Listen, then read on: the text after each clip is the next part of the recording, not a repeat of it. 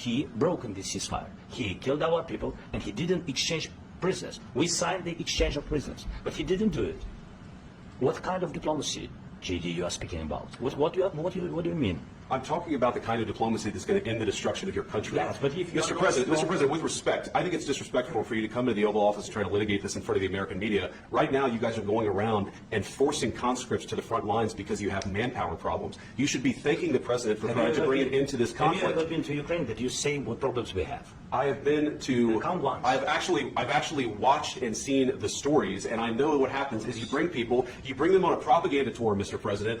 Do you disagree that you've had problems with bringing people into your military? And do you think that it's respectful to come to the Oval Office of the United States of America and attack the administration that is trying to prevent the destruction of your country? A lot of questions. Let's start from the beginning. Sure. First of all, during the war, everybody has problems. Even you, but you have nice ocean and don't feel now, but you will feel it in the future. God bless. You don't know that. God bless. God bless. You will not have a war. Don't tell us what we're going to feel. We're trying to solve a problem. Don't tell us what we're going to feel. I'm not telling you. Because you're in no position to dictate that. That's exactly what you're doing. You're in no position to dictate what we're going to feel.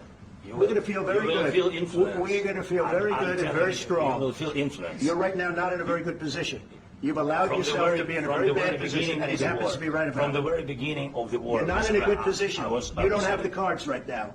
With us, you start having cards. Right now, you don't. You're playing cards. You're playing cards. You're gambling with the lives of millions of people. You're gambling with World War III. You're gambling with World War III. And what you're doing is very disrespectful to the country, this country. That's back to you far more than a lot of people said they should have. Have you said thank you once? This A lot entire of meeting? times. No, in this Even entire today. meeting, you said thank Even you. today. You went to Pennsylvania and campaigned for the opposition in October. Offer some words of appreciation for the United States of America and the president who's trying to save your country. Please, you think that if you will speak very loudly about the war, He's not speaking loudly. He's not speaking loudly. Your country's in big trouble. Can I answer? No, you've done a lot of talking. Your country is in big trouble. I know. You're not winning. You're not winning this.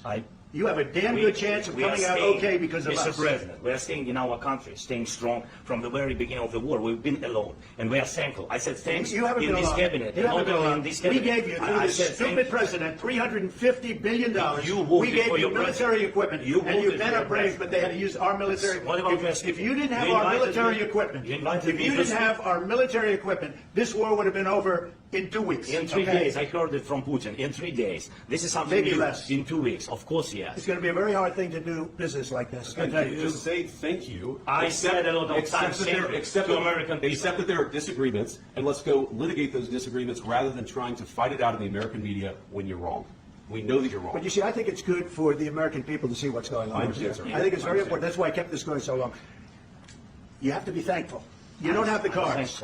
You're buried there. Your people are dying. You're running low on soldiers. Listen, you're running low on soldiers. It would be a damn good thing. Then you tell us, I don't want a ceasefire. I don't want a ceasefire. I want to go, and I want this.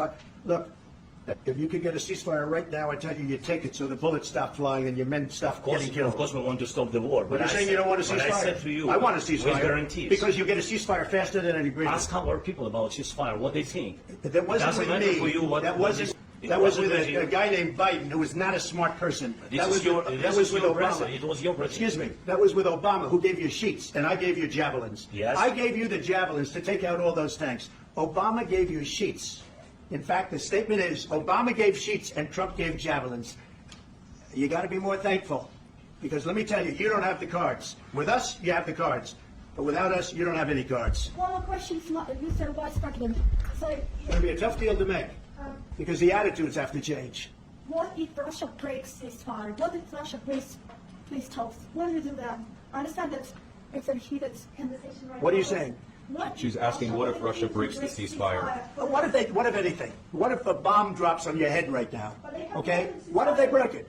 I don't know. They broke it with Biden because Biden, they didn't respect him. They didn't respect Obama. They respect me.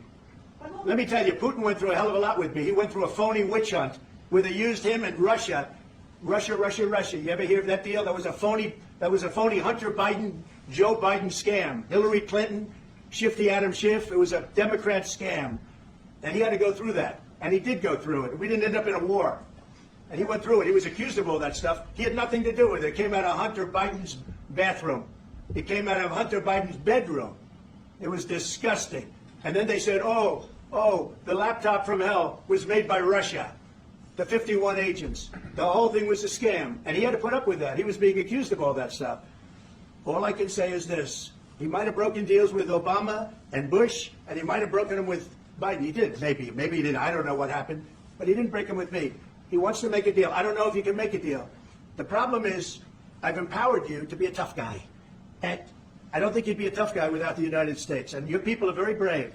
But you're either going to make a deal or we're out. And if we're out, you'll fight it out.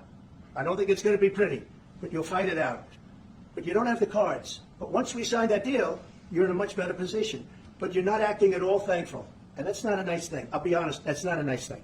All right, I think we've seen enough. What do you think? Huh? This is going to be great television, I will say that. All right. We'll see what we can do about putting it together. Thanks, sir.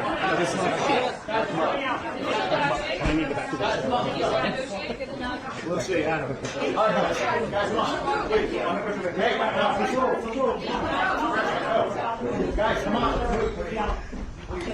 If you can break down this.